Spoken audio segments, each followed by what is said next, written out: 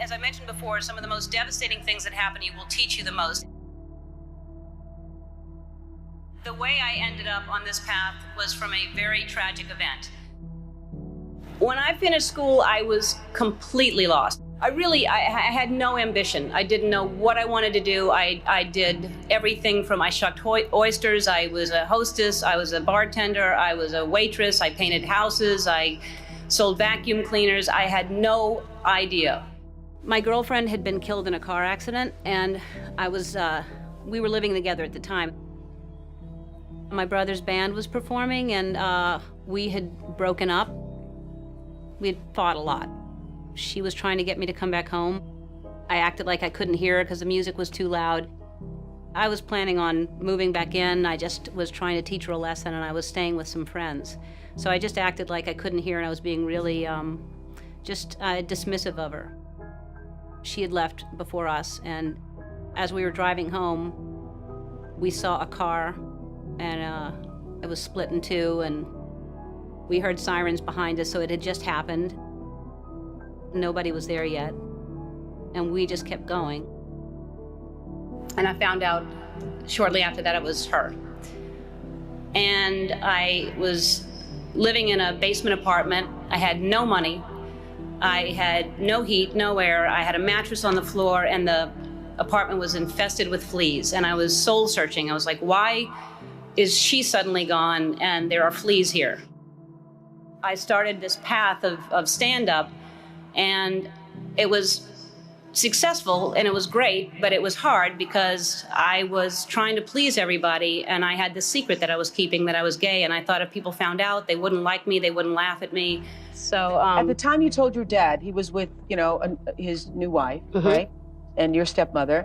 And what happened? Well, actually, he told me that he figured it out. I was upset about something, and he kept saying, did you rob a bank? Did you kill somebody? And I kept saying, no, I just don't want to tell you. And finally, I told him, and he told me. And then they asked me to move out of the house. And so because she had two little girls that they worried that it would influence them. And everything was fine. It was just they didn't want me living in the house with the two little girls, which really hurt because I loved them, I finally decided that I was living with so much shame and so much fear that I just couldn't live that way anymore. And I decided to come out and make it creative, and my character would come out at the same time. And it wasn't to make a political statement. It wasn't to do anything other than to free myself up from this heaviness that I was carrying around. And I just wanted to be honest. And I thought, what's the worst that can happen? I can lose my career. I did. I lost my career. The show was canceled after 6 years without even telling me. I read it in the paper. The phone didn't ring for 3 years. I had no offers. Nobody wanted to touch me at all. And yet I was getting letters from kids that almost committed suicide but didn't because of what I did. And I realized that I had a purpose, and it wasn't just about me, and it wasn't about celebrity, but I felt like I was being punished, and it was a bad time. I was angry, I was sad, and then I was offered a talk show. And the people that offered me the talk show tried to sell it, and most stations didn't want to pick it up. Most people didn't want to buy it because they thought nobody would watch me.